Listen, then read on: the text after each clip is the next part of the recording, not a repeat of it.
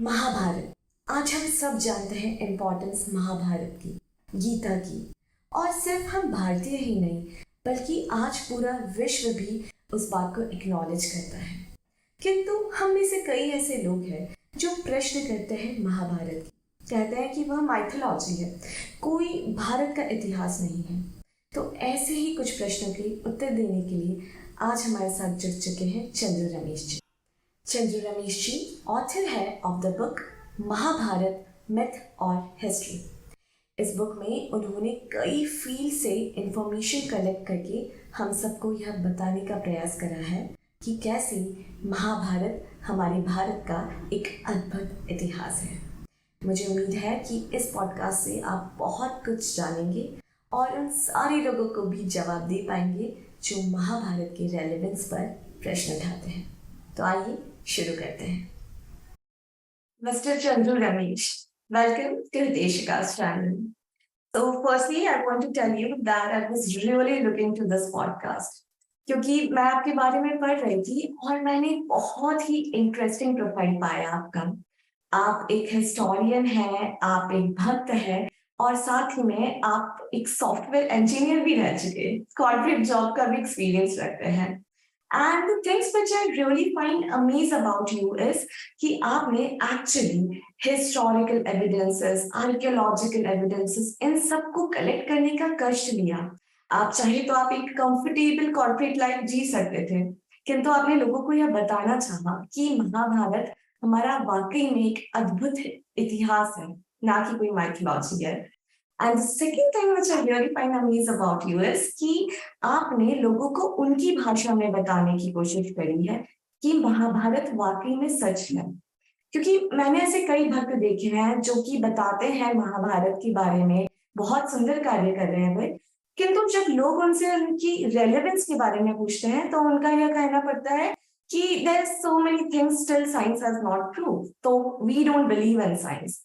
किंतु मेरा यह मानना है कि आज के इस टाइम पे where people believe on science, evidences, facts, figures more than anything, तो उन्हें उनकी भाषा में बताना बहुत जरूरी है।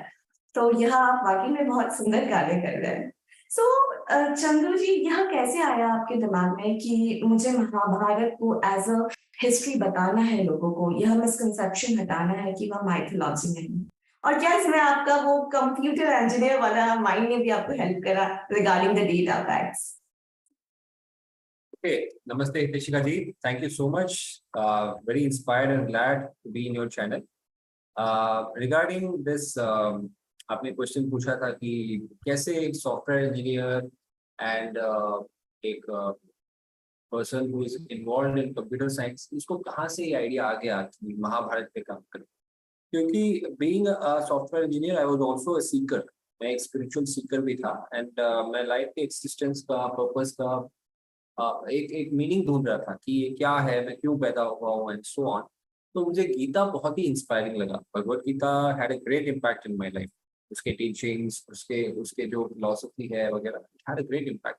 बट कहीं ना कहीं मुझे एक क्वेश्चन था कि इतना इम्पोर्टेंट टेक्स्ट जो है सनातन धर्म के लिए और भारत के लिए, इनफैक्ट पूरे विश्व के लिए इतना एक इम्पोर्टेंट टेक्स्ट है, इसका हिस्टोरिकल एविडेंस हो सकता है क्या? और यही क्वेश्चन मुझे जागृत हुआ था इन दो जगह पे, टू स्पॉट्स। एक था, एक बुक फेयर हो रहा था चेन्नई में, तो वहां पे एक व्यक्ति बुक स्टॉल में सेल कर रहा था महाभारत। तो एक बायर जो है वो आके पूछ रहा है, चैलेंज कर रहा है, अरे ये क्या है, कथाएं सेल कर रहे हो, मिथोलॉजी सेल कर रहे हो, इसका क्या प्रूफ है? तो दुकान वाला व्यक्ति जवाब नहीं दे पा रहा।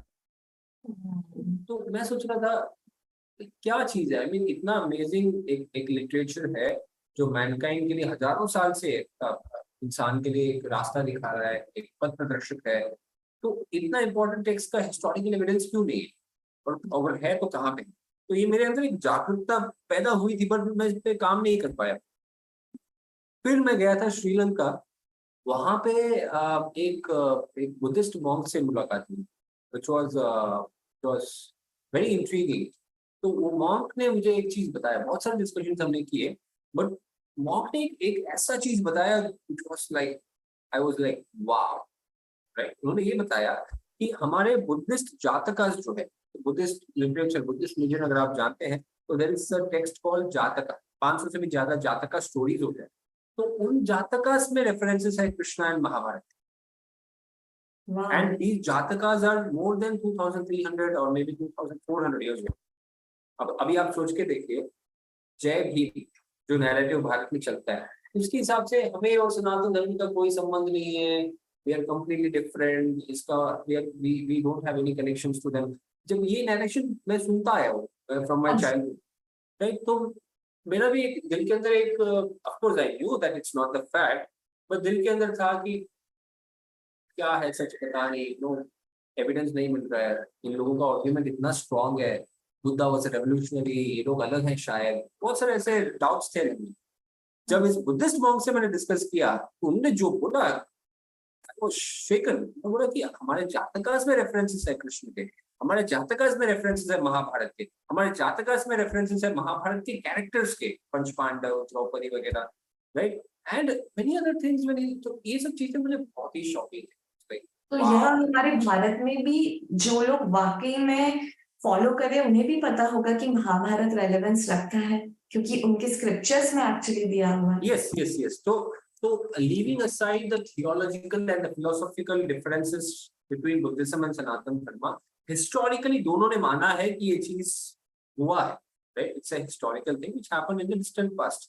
So much so कि घट जातका नाम का एक जो जातका है, उसमें अगर आप देखेंगे पूरा स्टोरी है, कैसे कृष्ण पैदा हुए थे as a son of Vasudeva, उनके भाई है बलराम, कृष्ण बलराम थे, फिर वो बड़े हुए, फिर उन्होंने कंस के अगेंस्ट लड़ाई की, और सेम स्टोरी जो हम पाते हैं हमारे सनातन धर्म में, सेम स्टोरी हम वी कैन सी इट। तो ये चीज मुझे वंडर हो रहा था कि अगर 2400 साल पुराने बुद्धिस्ट किताबों में इनका वर्णन है तो डेफिनेटली वो बहुत ही पुराना होगा, इतना इम्पोर्टेंट भी होगा कि उन लोगों ने उसको डॉक्यूमेंट करने का नीड देखा, राइट। इट्स ऑब्वियस कि इवन दो, देखिए, Buddhism was many times considered as a rebellious religion or a revolutionary religion, अगर ऐसे होते हुए भी उन्होंने इसको क्यों इम्पोर्टेंस दिया, क्योंकि उसका रेलेवेंस था भारत में। अगर आप कुछ उसको अवॉइड करके फ्रेश आप शुरू करें, इट्स वेरी डिफिकल्ट, क्योंकि एक एक्सिस्टिंग ट्रेडिशन चला आ रहा है हजारों साल से। सो ये टर्निंग पॉइंट था मेरे को कि मैं रियलाइज किया कि चलो इस पे काम करते हैं। तो 500 से भी ज्यादा जातकास थे, तो पूरा जो जातकास है मैं स्कैन किया, जितना मेरे कैपेसिटी में है मैंने ध्यान से उनको देखा कि कहाँ कहाँ पे महाभारत के स्टोरीज हैं, कृष्ण के स्टोरीज हैं, कहीं पे महाभारत के जो ऋष्यशृंगा स्टोरीज है वो आप देख सकते हैं यहाँ पे बुद्धिस्ट जातकास में। महाभारत के पांडवास का जो स्टोरी है, ऑफ कोर्स वो story exactly as it is नहीं होगा, उसमें थोड़ा modifications, of course we can understand हाँ कि हर कोई अपने तरीके से उस बात को समझाने की कोशिश कर रहे हैं और उनका कंक्लूजन देने की कोशिश कर रहे हैं, बट उन्होंने स्टोरी को माना है, उस थ्रेड को लिया है, उसमें अपना कंक्लूजन दिया है। हम कंक्लूजन पे नहीं जाते, हम हिस्ट्री को देखते हैं, हिस्ट्री के बेसिस पे देखा जाए उन्होंने उस चीज को माना है, दे एक्सेप्टेड कि ये सच में हुआ था, राइट। तो ये बहुत बड़ा रेवोल्यूशन था। तो तब मैंने बुद्धिस्ट पूरे जो लिटरेचर है उसको पूरा एनालाइज किया, उसको स्टडी किया, उसमें से डेटा निकाले, एंड आई वाज शॉक्ड, बाप रे इतने सारे एविडेंसेस हैं for just in Buddhist literature.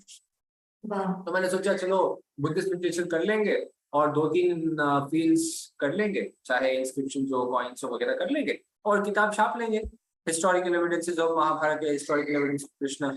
But जितना बोलने का था इतना वो by words it's easy, but it's not easily done, right. क्योंकि इसमें क्या डिफिकल्टी है, the moment you start study one field, आपको ये रियलाइज होता है कि इसके रिलेटेड में ये फील्ड है, इसमें भी एविडेंस, उसके रिलेटेड में ये फील्ड है, उसमें भी एविडेंस। तो ऐसे काम बढ़ता गया, रिसर्च होता गया, और आज कई सालों के रिसर्च के बाद मल्टीपल एकेडमिक डिसिप्लिन्स, मतलब 10 से भी ज्यादा बोल सकते हैं आप, इसमें से डेटा कलेक्ट करके आज ये पुस्तक हमारे सामने आया।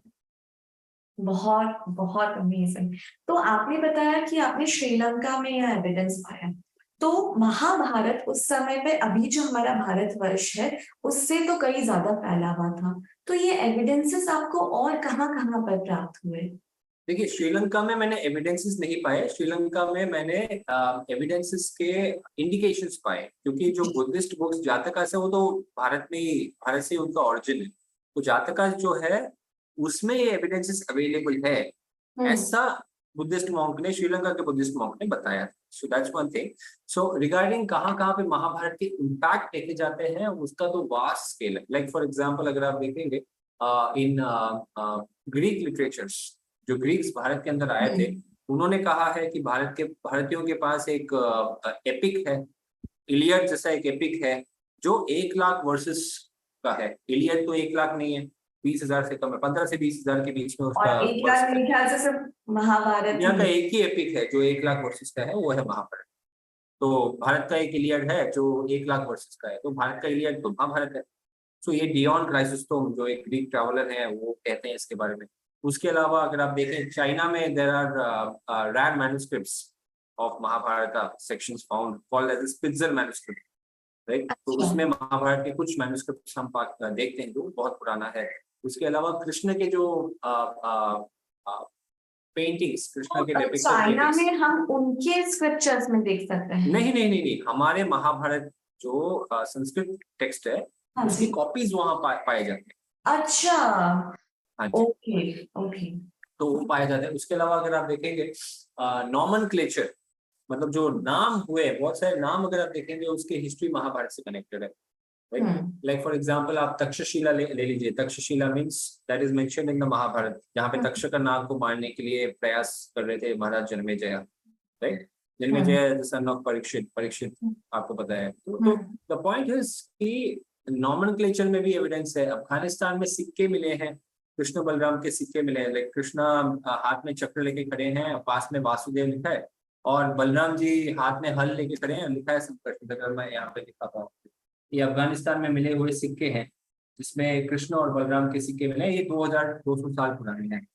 तो अफगानिस्तान में भी महाभारत के जो इम्पैक्ट देख सकते हैं। ऑफकोर्स आज के लोग तो दे आर क्लूलेस कि उनका हिस्ट्री क्या था, राइट। अफगानिस्तान का अगर मैं आपको और एक इंटरेस्टिंग डेटा बताऊं, गंधार नाम था उसका, और सबको मोस्टली ये चीज पता है, गंधार, गांधारी वहां से आई थी, शकुनी वहां से थे, और वो गांधार बन गया। ये तो ज्यादातर लोगों को पता है, बट बहुत सारे लोगों को ये एविडेंस पता नहीं है, ये बात पता नहीं है कि वहां पे एक रीजन है, एक रीजन जिसका नाम है बाल्ख, BALKH, बाल्ख। और ये बाल्ख शब्द जो है, ये आता है बालिका से, बालिका या बाल्हिका, और ये शब्द जो है ये आता है महाभारत से। बालिका कौन है? ये तीसरे भाई थे, जैसे शांतनु दूसरे भाई थे, बड़े भाई थे देवापी, देवापी, शांतनु, बालिका, ठीक है। देवापी तो सब छोड़ के त्याग करके फॉरेस्ट चले गए, फॉर तपस्या के लिए चले गए। दूसरे भाई थे शांतनु, तीसरे भाई थे बालिका। तो ये वालिका वहां पे जाके सेटल हुए थे, मतलब पहले भारत के पास उनका रीजन था, फिर वो धीरे धीरे मूव करके अफगानिस्तान की तरफ जाके उनका उनका जो डिसेंडेंट्स थे उस तरफ सेटल हो गए। इसीलिए उस रीजन का नाम बाल्ख पड़ता है। अभी आज के अफगानियों से पूछिए बाल्ख नाम कहाँ से आता है, कोई आइडिया नहीं है, पर ये बाल्ख शब्द जो है बालिका से आता है। तो अगर आप हिस्ट्री एंड नॉमेनक्लेचर ट्रेस करके देखेंगे, बहुत सारे ऐसे नॉमेनक्लेचर है, तक्षशिला है, बाल्ख है, गंधार बोलो, हर कोई रीजन का मैं बता सकता हूँ। कहीं ना कहीं कुछ ना कुछ तो उनका नाम, उनके सिटी का नाम, उनके रीजन का नाम या स्टेट का नाम कहीं ना कहीं तो महाभारत से कनेक्टेड है या भारत से कनेक्टेड है। तो ये क्लियरली दिखाता है कि ये जो भारत था, ये वास्ट, बहुत ही बड़ा भारत था। और आज जो है एक्चुअली इंडिया जो है एक खंडित Bharat, it's a divided Bharat. We have already lost lot of the land which belong to that great Bharat. और कौन कौन सी पीक्स में आपने एविडेंसेस देखे महाभारत के? जैसे बुद्धिस्ट लिटरेचर मैंने बोला, उसके अलावा मैंने देखा जैन लिटरेचर्स में, उसमें भी बहुत सारे महाभारत के रेफरेंसेस है। उन्होंने भी अपने हिस्ट्री, उनके हिस्ट्री और उनका जो फिलोसफी वगैरह बहुत सारे महाभारत से इंटरमिंगल्ड है। मेनली उनके हिस्ट्री जो है, क्रोनोलॉजी भी महाभारत से इंटरमिंगल्ड है। And then we have the Tamil Sangam literatures, जो तमिल लिटरेचर जो है, तो ये एक्चुअली एक यूनिक काम है, मैंने नहीं देखा किसी रिसर्चर इस पे काम करते हुए। बहुत ही इंपॉर्टेंट है और बहुत ही स्पेशल भी है, क्योंकि तमिल भी बहुत ही एंशिएंट लैंग्वेज है। इस एंशिएंट लैंग्वेज में अगर आप, क्योंकि तमिल सेपरेटिस्ट आइडियोलॉजी होता है, हमें सनातन धर्म से कुछ लेना देना नहीं है, हम द्रविडियंस हैं या आर्यंस है, आर्यन इन्वेशन, थ्योरी, हाँ वो थियरी चलाते हैं। बट तमिल लिटरेचर में उनका हिस्ट्री भी महाभारत से इंटरमिंगल्ड है। That is the most interesting thing, because उनका जो तमिल संगम लिटरेचर है, तमिल लिटरेचर जो है it is divided into 3 categories. Ancient Tamil literature 3 category में डिवाइड होता है। एक कैटेगरी है ऐम्पेरुम काव्यंगल, व्हिच मीन द 5 काव्य लिटरेचर्स, ठीक है। तो 5 काव्य, उसमें एक फेमस है शिलापदिकारम, शायद आपने सुना होगा, और एक और कैटेगरी है संगम लिटरेचर्स। तो 18 ग्रेटर संगम लिटरेचर्स, 18 लेटर संगम लिटरेचर्स, मतलब अर्लियर लेटर।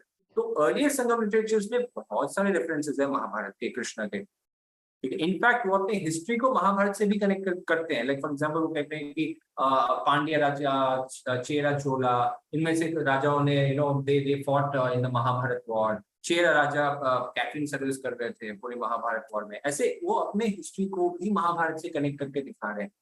सो इन पूरे भारतवर्ष का हिस्ट्री जो है वो इंटरलिंक्ड है एक दूसरे से। You can not separate south India alone कि नहीं हम लोग लेमुरिया से हैं, हम लोग प्लैनेट मार्स से हैं, आर्यंस बाहर से है। तो ये सब नॉनसेंस है, ये इस थियरी का कोई भी हिस्टोरिकल बेसिस नहीं है। तो द पॉइंट इज दैट ये जो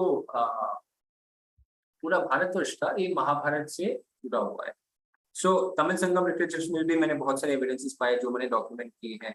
उसके अलावा इंस्क्रिप्शंस, जो जैसे अभी वॉल्स है, ये तो डोर है, वॉल जैसे टेम्पल वॉल्स है, पिलर्स है, स्टोन स्ट्रक्चर्स है, उसमें लिखा रहता है हजारों साल पहले, उसमें भी महाभारत का वर्णन या कृष्ण पांडवों का वर्णन है। उसको भी मैंने डॉक्यूमेंट किया है, जो सबसे एंशिएंट से लेके रिसेंट टाइम्स तक, राइट। उसके अलावा स्क्रिप्चर्स आपको कितने पुराने प्राप्त हुए? सबसे पुराने प्राप्त हुए 2300 साल।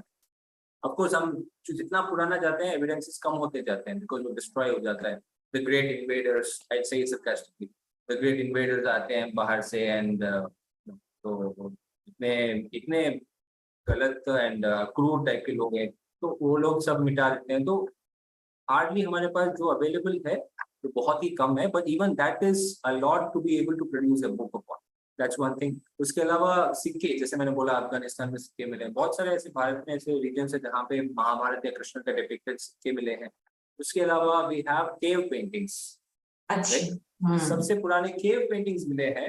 जैसे अगर मैं आपको एक केव पेंटिंग यहाँ पे दिखाऊं, इट्स अराउंड 2000 ईयर्स ओल्ड। ये मिला है पीओके। यहाँ पे देखिए, ये जो है कृष्ण और बलराम, ये मिला है पीओके में। चिलास नाम का शहर है, चिलास। तो चिलास में पेट्रोग्लिफ्स, चिलास केव पेंटिंग बोलते हैं इसको, या चिलास रॉक आर्ट बोलते हैं इसकी। तो इसमें भी कृष्ण बलराम का, अभी इन लोगों ने जितना मैंने सुना, अगर मैंने सुना सही है, तो इन लोगों ने भी इसके ऊपर पाकिस्तान का फ्लैग ड्रॉ कर दिया और उसको डैमेज कर दिया है, ठीक है। उसके अलावा then we have cave paintings found in Afghanistan of Krishna and Balram. यहाँ पे देखिए कृष्ण बलराम और एक फीमेल फिगर है। तो ऐसे ऐसे केव पेंटिंग्स भी मिले हैं, इंस्क्रिप्शन मिले हैं, कॉइन्स मिले हैं। Buddhist Jain literature, Tamil Sangam literature, Greek literatures में भी बहुत सारे रेफरेंसेस हैं। Even the later Muslim sources, right. जैसे एल बेरूनी जो भारत आया था, ऑफ कोर्स वो बहुत ही क्रूर टाइप का आदमी था, क्योंकि उसका पूरा कॉन्स्पिरेसी था भारत को समझ के उसका इंफॉर्मेशन पास होता है। He was like basically like trying to gather lot of data and he gave it to Ghazni. पीछे बहुत कुछ हुआ है definitely, that Ghazni got a lot of idea how to attack सुन्नत। डेफिनेटली ये मेरा सस्पिशन है। एंड ऑफ कोर्स उसने भी महाभारत के बहुत सारे रेफरेंसेस दिए हैं, but he wrote it in a very sarcastic way, but उसने भी लिखा है, दैट्स वन थिंग। उसके अलावा we have reference from Akbar's period. उसका नाम था अबू फाजल, जो अकबर का बायोग्राफर माना जाता है, ऑफिशियल बायोग्राफर माना जाता है। तो उसने भी लिखा है कि यहाँ पे जो पैलेस देख रहे हो, इसके 4500 ईयर्स पहले यहाँ पे जो युधिष्ठिर महाराज का पैलेस हुआ करता था, राइट। तो उसने भी रेफरेंस दिए हैं, राइट। उसके अलावा we have archaeological finds in Dwarka and many other find. तो उसमें भी महाभारत के इंडिकेशंस मिले हैं। एग्जैक्ट अभी भी एक्सकवेशन बाकी है, राइट। So it's massive.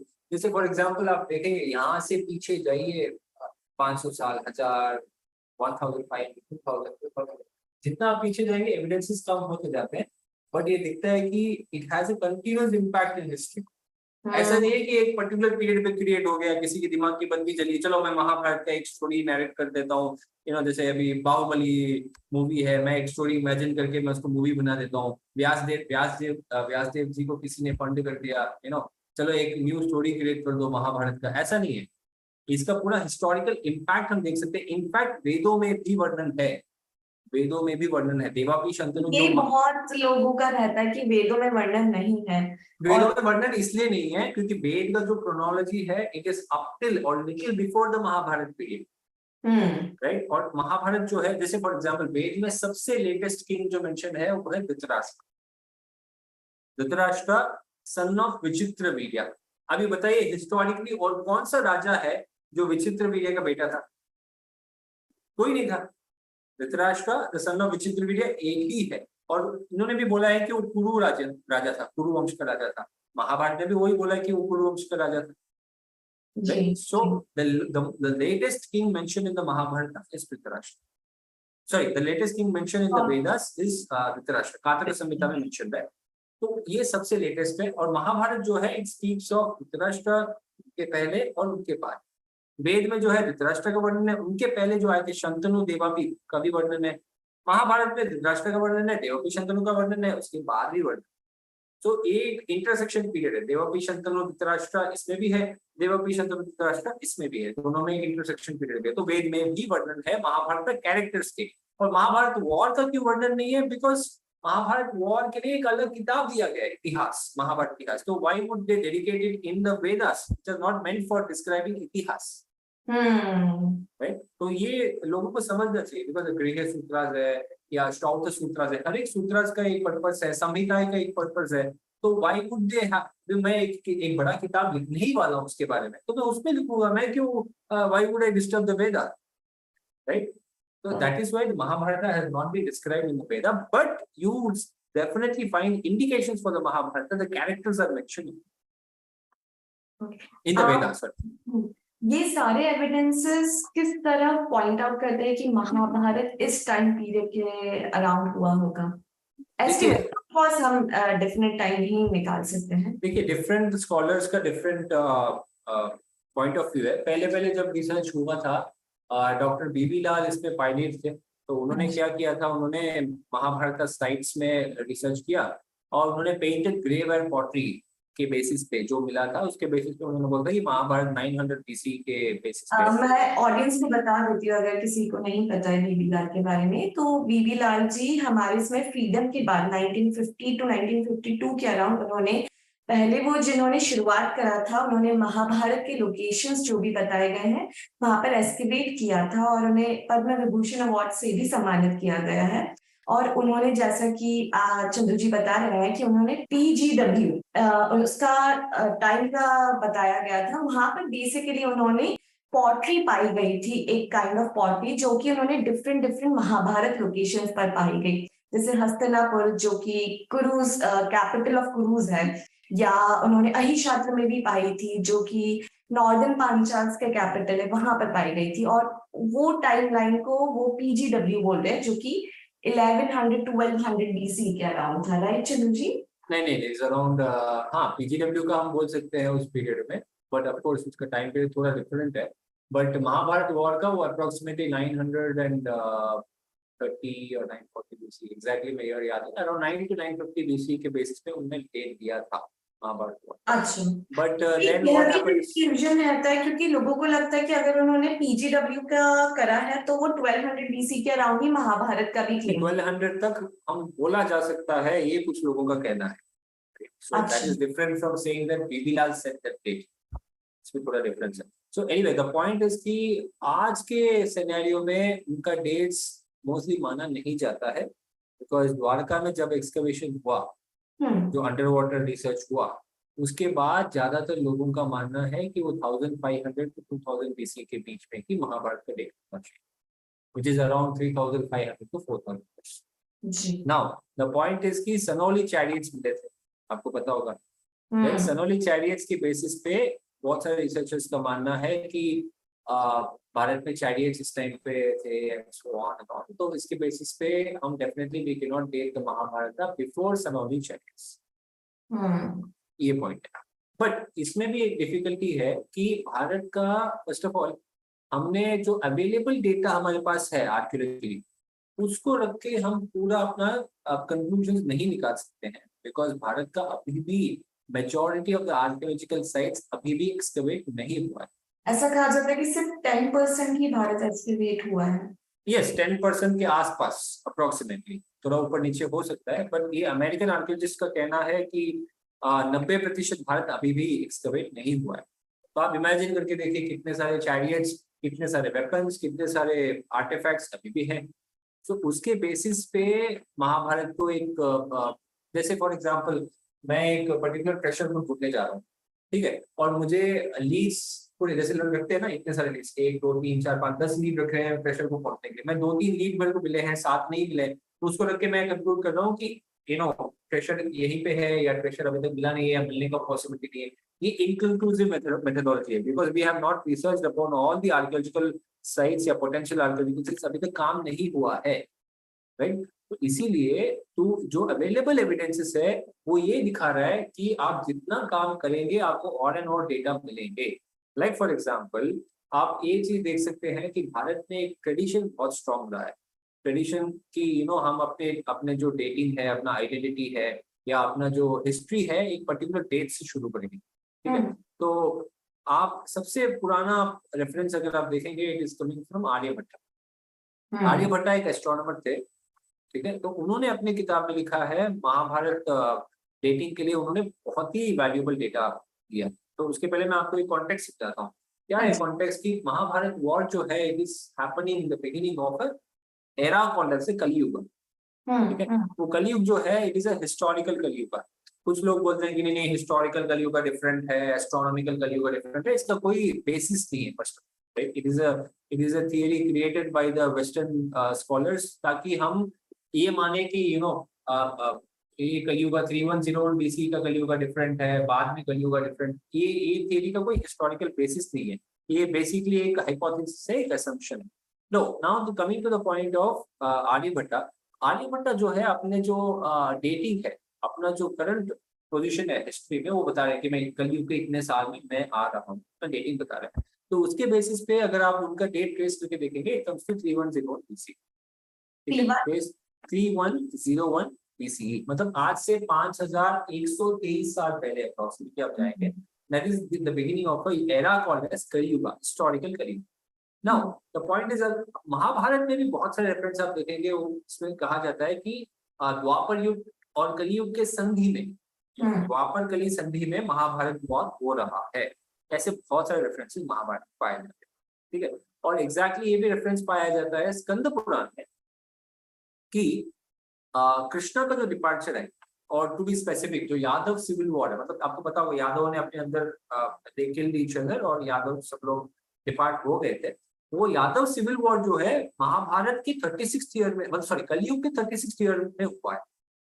अच्छा, so it's a huge time अगर हम उस तरीके से भी देखते हैं। हाँ, मतलब 3101 BC अगर आप कलयुग का फिक्स करते हैं, क्योंकि 3101 BC कलयुग के लिए मोर देन 400 इंस्क्रिप्शंस हैं, 400 से भी ज्यादा इंस्क्रिप्शन है जो वो पर्टिकुलर ईयर को बता रहा है कि इसी साल कलयुग शुरू हुआ, ठीक है। तो 36th ईयर ऑफ कलयुग क्या होता है, 3065 BC। तो 3065 BC में कृष्णा एंड यादव का डिपार्चर होता है, ठीक है। और 3101 BC में महाभारत वॉर हुआ है और युधिष्ठिर शका भी उसी साल का है। तो महाभारत वॉर के लिए भी इंस्क्रिप्शंस है, जैसे आइहोले इंस्क्रिप्शन एक इंस्क्रिप्शन है जिसमें ये क्लियर डेट बताया जा रहा है कि 3101 BC में महाभारत वॉर हुआ है।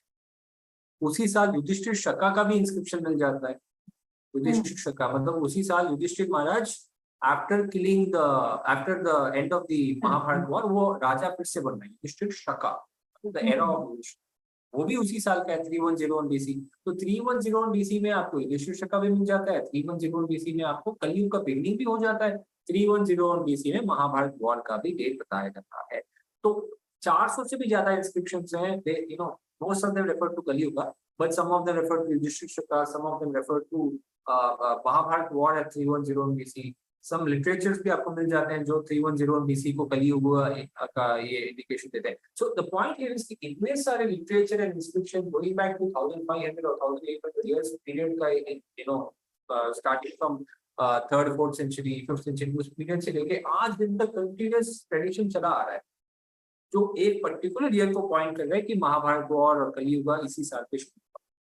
तो द पॉइंट इज कि as a secular neutral person हमें डेफिनेटली उस डेट को वैलिडिटी देना जरूरी है। क्यों? बिकॉज एक ट्रेडिशन, एक भारत जैसा देश जो ट्रेडिशन को इतना स्ट्रांगली पकड़ के चलता है, राइट, वो इतना इजीली ट्रेडिशन को गिव अप नहीं करेगा, स्पेशली इन एंशिएंट टाइम। अभी उसमें भी उस टाइम तो मॉडर्निज्म नहीं था, तो why would they give up a tradition which has been coming down for thousands of years. अभी कुछ लोग बोलते हैं कि आर्यभट्ट ने क्रिएट किया होगा ये डेट हिस्टोरिकल कलयुग है 3101 BC। अगर ऐसे क्रिएट किया होगा तो उनके बाद जो एस्ट्रोनॉमर्स आए थे या जो ऑथर्स आए थे, like for example there were some like astronomers like Bhaskaracharya, Brahmagupta, Lallacharya, इसमें से कुछ एस्ट्रोनॉमर्स थे, they were highly critical of Aryabhata, super critical of Aryabhata. उन्होंने कभी भी ये बोला नहीं कि इसने एक बोगस डेट क्रिएट कर दिया। और कुछ लोग आर्यभट्टा के वेल विशर्स भी थे, मतलब वो आर्यभट्टा को सपोर्ट करते थे कि हाँ हाँ इसका थियरी अच्छा है, इसने ये किया है, अच्छा काम किया है। उन्होंने कभी आर्यभट्टा को ग्लोरीफाई नहीं किया कि वाह तुमने अच्छा डेटिंग क्रिएट किया है 3101 BC कलयुग का। Nobody glorified him, nobody criticised him. तो ये कैसे हुआ कि एक इतना इंपॉर्टेंट इवेंट, एक इतना इंपॉर्टेंट डेटिंग जो है 3101 BC कलयुग का, आर्यभट्टा ने क्रिएट कर दिया और किसी ने उसके बारे में मुंह नहीं खोला उसके बाद। तो द पॉइंट इज आर्यभट्टा ने क्रिएट नहीं किया, बहुत टाइम से चला आ रहा है, उन्होंने बस उसको डॉक्यूमेंट किया और सबसे एंशिएंट रेफरेंस उनका है करके माना जाता है। सो द पॉइंट इज कि कलयुग है, महाभारत का डेटिंग का इतना पुराना जो रेफरेंस है वो चला आ रहा है, हमें उसको वैलिडिटी देना जरूरी है। और उसके बेसिस पे जो मैंने बोला अभी 90% बात का एक्सक्वेट नहीं हुआ है। So when if we excavate them properly, चाहे वो द्वारका हो, चाहे वो इंद्रप्रस्थ हो, राइट, सो जब वो एक्सकवेट प्रॉपर्ली होगा, डेफिनेटली हम उस डेट को प्रूव करने के लिए हमारे पास बहुत सारे पॉसिबिलिटीज हैं। और फिर इसी चीज में आ जाता है, जैसे कि कई लोगों को यह डाउट हो जाता है कि आगे एस्ट्रोनॉमर जैसे नीलेश जी हैं जिन्होंने राम जी की जन्म तिथि निकाली है, और वो डायरेक्ट बैक करते 5561 BC का, क्योंकि यस, उनका मानना है कि अरुंधति सितारा तब आगे था वशिष्ठ के, और इस बेसिस पर ये सिचुएशन सिर्फ 5561 BC के अराउंड ही हो सकती है। तो यहाँ भी जितने हमारे श्रद्धालु हैं उनके मन में डाउट लाता है। तो क्या इस चीज का फर्क हो सकता है, उनके क्या अलग तरीका है या डिफरेंस क्यों हो सकता है? देखिए अभी एस्ट्रोनॉमी का जो चीज है, it has to be agreeable, even if like testable basically. अगर आप बोले like for example Narhari Acharya सबसे पहले फेमस थे, आई मीन हाँ। उनके पहले भी लोग थे, but he was most famous. और उनके आज के मॉडर्न फॉलोअर है श्री मनीष पंडित जी। तो इनका डेट है 3067 BC, मतलब महाभारत वॉर हुआ था 3067 में। अभी मैं एक इंटरेस्टिंग चीज आपको यहाँ पे दिखाना चाहूंगा, जैसे आप यहाँ पे देखिए, this is the sky map. आपको आप ये नेट से भी निकाल सकते हैं, डॉक्टर नरहरि आचार्य का जो डेटिंग है उसमें आपको मिल जाएगा। उसमें sky maps presented by Narhari Acharya for 26 September 3067 BC। 26 September 3067 BC का स्काई मैप उसने किया है। आपको अभी स्काई मैप क्या है, थोड़ा इसका भी बैकग्राउंड दे देता हूँ कि महाभारत में जो एस्ट्रोनॉमिकल रेफरेंसेस है, मतलब फॉर एग्जांपल कृष्णा निकल रहे हैं, तो महाभारत में लिखा है कि कृष्णा जब निकल रहे हैं पीस मिशन के लिए, शांति दूत बन के जब निकल रहे हैं, तो वो देख रहे हैं कि यहाँ पे ये नक्षत्र दिख रहा है, ये ग्रह दिख रहा है। तो वो जो डेटा है उसके बेसिस पे वो निकालते हैं कि एस्ट्रोनॉमी सॉफ्टवेयर में डालते हैं और देखते हैं कि कहाँ कहाँ पे ये फॉर्मेशन है, वो फॉर्मेशन किस किस डेट पे है, उसके बेसिस पे महाभारत इस डेट पे होती है। जी, राइट, क्लियर है? तो इसको बोलते हैं स्काई मैप। अब इस स्काई मैप को अगर आप देखेंगे 26 सितंबर 3067 BC का एक डेट का पर्टिकुलर स्काई मैप, मतलब 26 सितंबर 3067 BC का स्काई मैप एक सॉफ्टवेयर में डालने से आता है कि रेवती नक्षत्र के पास मून है, मतलब जेटा बेसियम जिसको बोलते हैं, रेवती को बोलते हैं जेटा बेसियम। जेटा बेसियम के पास मून है, मतलब चंद्रमा दिख रहा है, ठीक है। मतलब इनके जो नरहरि आचार्य का जो स्काई मैप है, इसमें इसमें ये जो है रेवती जो है उसके पास मून है। अभी मैंने सेम चीज स्टेलेरियम में डाला, ये मैंने जनरेट किया स्काई मैप्स। स्टेलेरियम नाम का और एक एस्ट्रोनॉमी सॉफ्टवेयर है, वो भी बहुत रेप्यूटेड है। उसमें 26 सितंबर 3067 BC का मॉर्निंग 6 से लेके रात 11 बजे तक, मैंने ये भी एक्सप्लेन कर लिया कि भगवान नाइट नाइट नाइट ट्रैवल कर रहे हैं, नाइट ट्रेन चली जाता है ना, तो रात 11 बजे का स्काई मैप भी मैंने जनरेट किया, सुबह का भी जनरेट किया। जी, सुबह जल्दी उठ के पूजा वूजा करके मंगल आरती करके भगवान निकल रहे हैं सरकार से। तो भगवान निकल रहे हैं अपना ड्यूटी गृहस्थ ड्यूटीज करके निकल रहे हैं, सुबह निकल रहे हैं, और सुबह का स्काई मैप और रात को 11 बजे देर तक का स्काई मैप मैंने जनरेट किया। कहीं पे भी रेवती के पास मून नहीं दिख रहा है। तो एक सॉफ्टवेयर में एक स्काई मैप दिख रहा है, दूसरे पे डिफरेंट दिख रहा है। तो ये मेथोडोलॉजी ही प्रॉब्लमेटिक है। That's my assertion here is that the methodology है, ये मेथोडोलॉजी है, it's a developing field. Of course astronomy software में बहुत वैलिडिटी है, because but they themselves are claiming, जैसे वॉयेजर नाम का सॉफ्टवेयर है, उनके मेकर्स क्लेम करते हैं वेबसाइट में कि 500 BC के पीछे आप जाओगे 10% अनसर्टेनिटी हो सकता है। अभी 10% बहुत होता है। राइट। तो बहुत सारे रिसर्चर्स हैं वो वॉयेजर सॉफ्टवेयर यूज करते हैं। अगर उनको चाहिए कि वॉयेजर सॉफ्टवेयर का क्रेडिबिलिटी क्या है देखने के लिए, then they can go to website called Carina software, hmm. Right. तो वहां पे उन्होंने क्लियरली क्लेम किया है कि नहीं, 10% आंसर है, पॉसिबिलिटी है। तो मेरा पॉइंट ये है कि एस्ट्रोनॉमिकल डेटिंग डेफिनेटली उसमें क्रेडिबिलिटी हो सकता है, but it has to match with all the other finds, it has to have a solid backing. अभी इंस्क्रिप्शन जो है वो सॉलिड है, कोई हिला नहीं सकता, कोई उसको टैम्पर नहीं कर सकता है, कोई उसको स्काई मैप में डाल के मैनिपुलेट नहीं कर सकता है, कुछ नहीं हो सकता है, वो लिखा है परमानेंट, कोई लिख के चला गया है, हजारों साल से वो सिस्टम चला आ रहा है। तो as a neutral person, I would either believe the archaeological find or I will believe the inscriptions. मैं कभी भी एक स्काई मैप को बिलीव नहीं करूंगा if it is disagreeing with each other among the different softwares. इसीलिए इस approach में प्रॉब्लम। मैं ये बोल रहा हूँ कि एक्चुअली क्या है, रिसेंटली एक फैशन सा बन चुका है, कोई हार्ड वर्क नहीं करना है, कोई इंस्क्रिप्शन स्टडी नहीं करना है, कोई क्रोनोलॉजी स्टडी नहीं करना है, बस मैं सॉफ्टवेयर में डालूंगा, सॉफ्टवेयर पॉप आउट करेगा, बस मैं रिसर्चर बन गया। This is the problem unfortunately कि भारत में रिसर्चर हार्ड वर्क नहीं कर रहे हैं, they just want to put everything in the software and software जो निकाल रहा है उसके बेसिस पे हम डेटिंग करें। ये इशू है भारत में। आपको क्यों लगता है कि यह हिस्ट्री का के बारे में पता होना कि यह माइथोलॉजी नहीं है, सच है, इससे यूथ को या हमारे यूथ की नहीं बात करें, हम सारे ही सिविलियंस पे क्या फर्क पड़ सकता है? क्यों जरूरी है ये सब जानना? ट्रेमेंडस इम्पोर्टेंस है, क्योंकि अगर आप देखेंगे हजारों साल से हमारे एंसेस्टर्स ने बहुत स्ट्रगल किया है इसको प्रिजर्व करने को। अगर आप देखेंगे नालंदा यूनिवर्सिटी, तक्षशिला, इतने सारे यूनिवर्सिटी जलाए गए, लाखों लोग either they were killed or tortured, कितना सारा सहा for what? फिर भी कन्वर्ट नहीं हुआ। आज भी एटलीस्ट बहुत सारे लोग they are followers of the धार्मिक ट्रेडिशंस, कन्वर्ट नहीं हुए। कन्वर्ट इसलिए नहीं हुए क्योंकि वो ट्रेडिशन को पास ऑन करना चाह रहे थे, इस अस्तित्व को, इस आइडेंटिटी को पास ऑन करना चाह रहे थे। बट हम ऐसे हैं कि हम इसमें इंटरेस्टेड नहीं है, तो जो जो हमारे एंसेस्टर्स की सैक्रिफाइस है, we are ungrateful towards it. अरे उसने किया तो मुझे क्या फर्क पड़ता है, अरे उसने किया इसलिए आप एक फ्री लाइफ जी पा रहे हो। Imagine living in Afghanistan, right, imagine living in Iraq, right, क्या हाल होता। तो आप ऐसे जी पा रहे हो बिकॉज आपके एंसेस्टर्स ने आपके लिए मेहनत किया है, दे वर सेल्फलेस, अपने जान तक गवाया। तो फर्स्ट ऑफ ऑल एक व्यक्ति के अंदर एक ग्रेटफुलनेस होना चाहिए towards those who gave us this life what we are, not only our parents. आज तो लोग वैसे पेरेंट्स के लिए ग्रेटफुल नहीं है, तो एंसेस्टर्स के लिए क्या ग्रेटफुल, वो एक बात है। एनीवे, बट हिस्ट्री का और एक भी महत्व है कि हम हिस्ट्री से सीख सकते हैं कि क्या गलती हुई है पास्ट में, लोगों ने क्या क्या मिस्टेक्स किया है, और कैसे वो चीजें फिर से रिपीट हो सकता है, और मुझे क्या सीखा, right. Like for example you know एक पॉलिसी था कि मैं रात को लड़ाई नहीं करूंगा। मेरे दुश्मन ने वो चीज समझ लिया कि मैं रात को लड़ाई नहीं करता हूँ, तो वो मेरे को रात को अटैक कर रहा है या पीठ के पीछे वॉर कर रहा है। वो मैं तो रूल्स फॉलो करके लड़ाई करूंगा, वो नहीं कर रहा है, तो मैं तो हारूंगा। तो एक लेसन हो गया ना कि ऐसे हुआ है पास्ट में, मुझे ऐसे नहीं करना है। तो हिस्ट्री आपको लेसन भी सिखाता है, हिस्ट्री बहुत बड़ा टीचर भी है। हिस्ट्री इतना बड़ा टीचर है कि जितना आपको एनसाइक्लोपीडियाज में नहीं मिलेगा, वो इतिहास आपको सिखा देगा कि क्या करना चाहिए और क्या नहीं करना चाहिए। जी। ऐसे बहुत सारे कारण हैं। आज आजकल बच्चे जो हैं they are feeling disconnected from their roots. उनको पता नहीं है कि अरे क्या है, मैं मेरा अस्तित्व क्या है, मैं मेरा पास्ट कहाँ से कनेक्टेड है।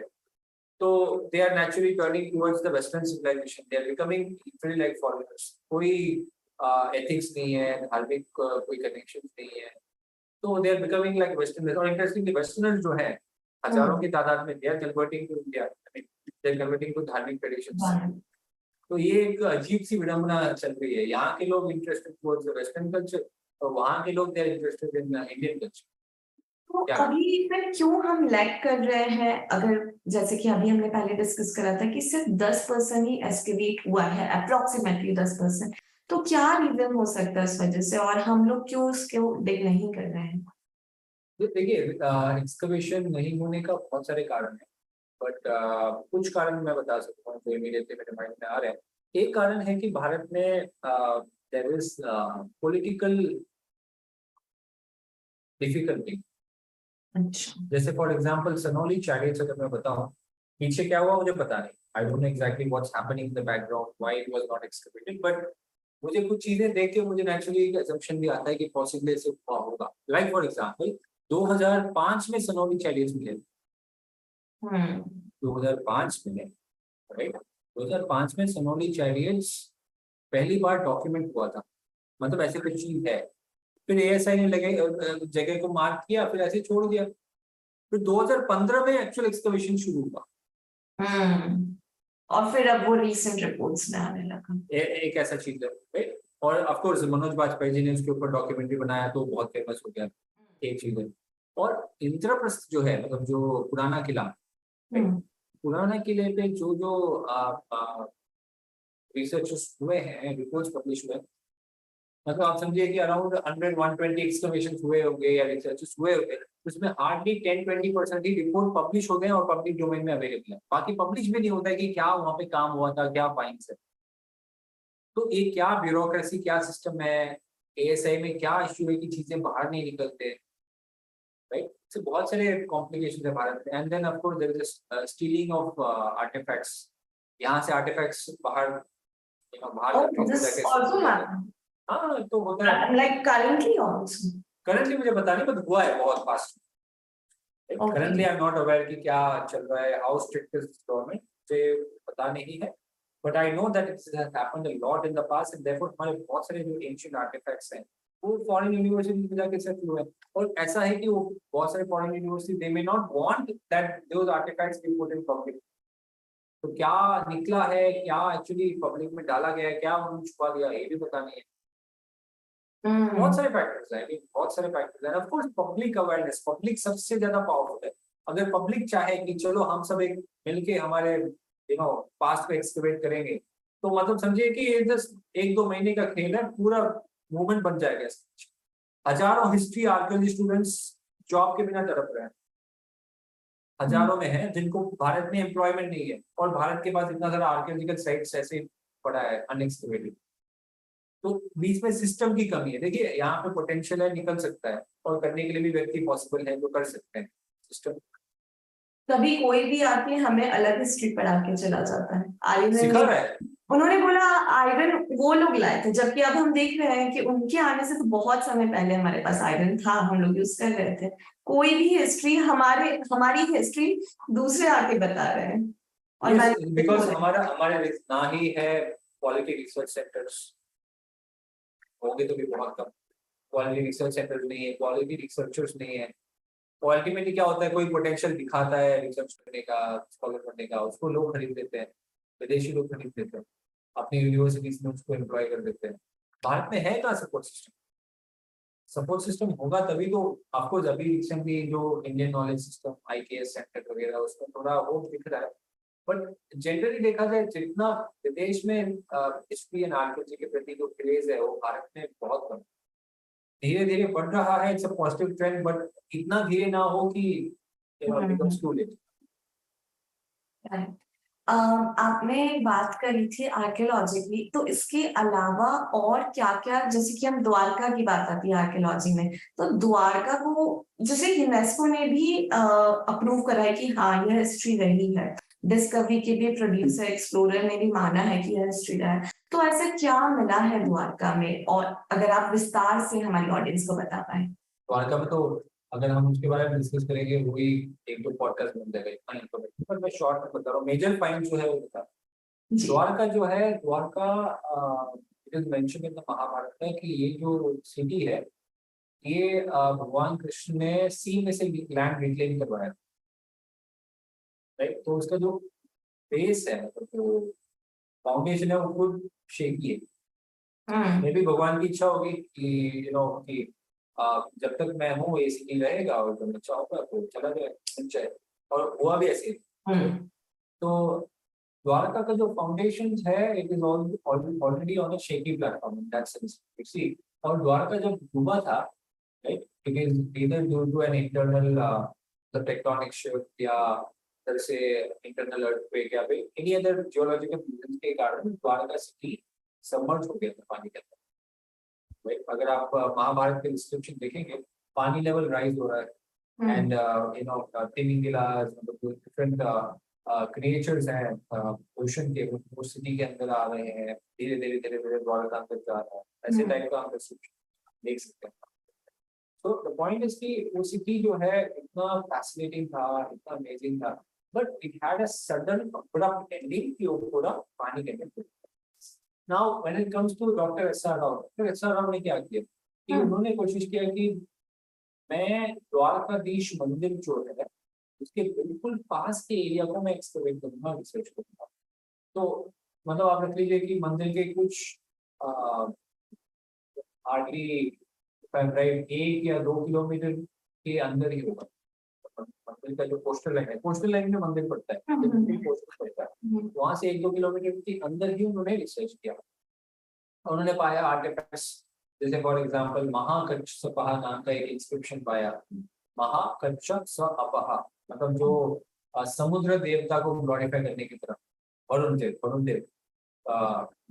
गुणगान कर रहा है, ऐसा एक इंस्क्रिप्शन उन्होंने पाया।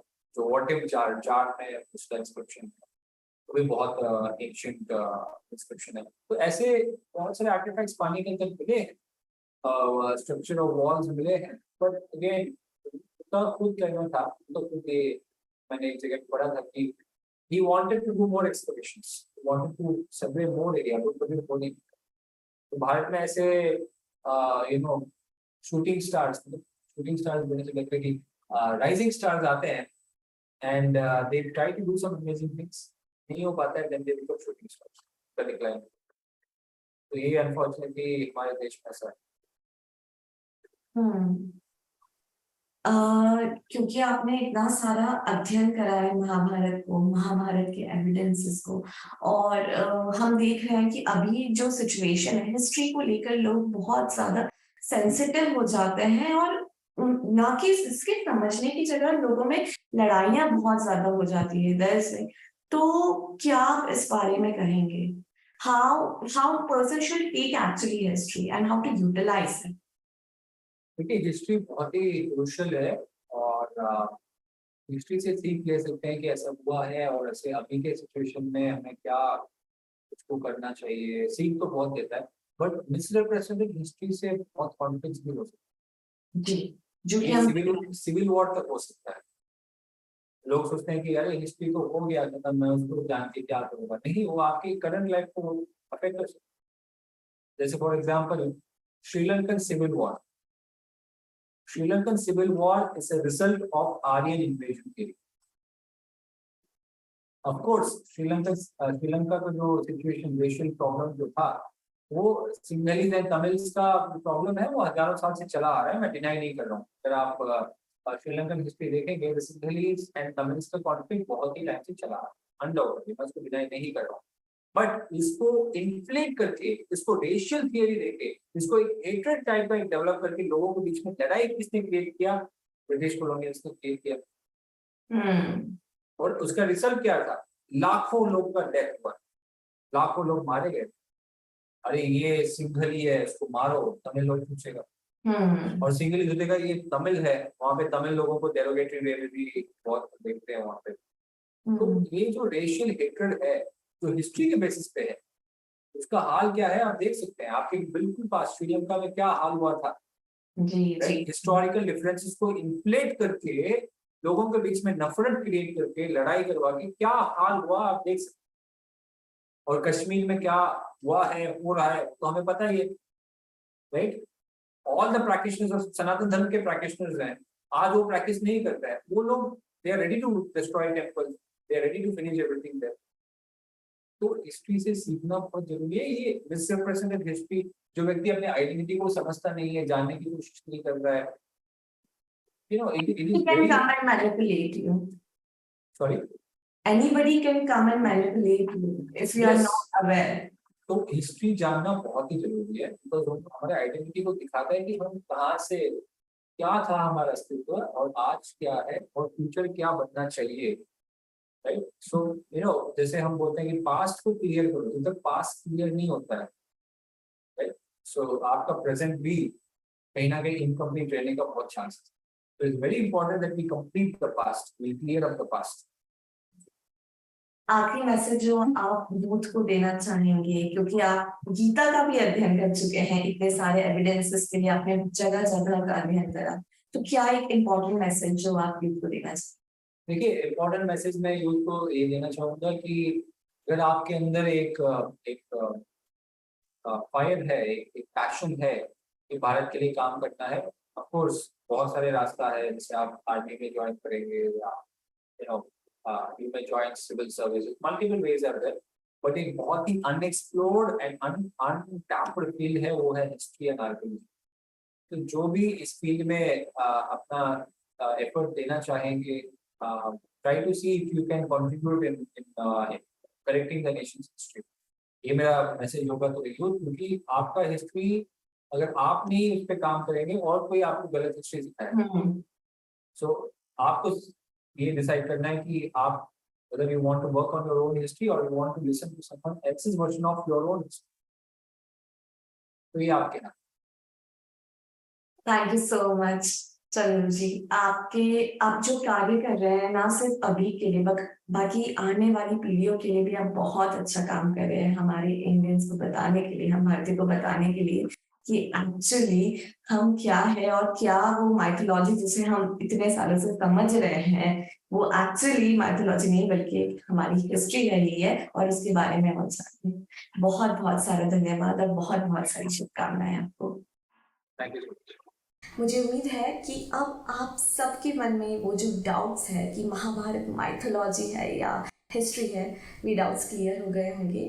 और अगर आपको लगता है कि वाकई में आपने एक बहुत इन्फॉर्मेशन ली है इस पॉडकास्ट के माध्यम से, तो ज़रूर उन लोगों से यह पॉडकास्ट शेयर करिए जिन्हें अभी भी डाउट है कि महाभारत वाकई में एक मिथ है या एक हिस्ट्री है। चंदू जी की किताब की लिंक मैंने नीचे डिस्क्रिप्शन में दे रखी है। यह किताब इंडिया में और इंडिया के बाहर दोनों जगह अवेलेबल है। इंडिया में अमेज़ॉन पर और इंडिया के बाहर आप उनकी वेबसाइट से ले सकते हैं। Thank you so much for listening to हितेशिका's चैनल। अगर आपको यह पॉडकास्ट अच्छा लगे तो इसे सब्सक्राइब करना और शेयर करना ना भूलें। Thank you so much.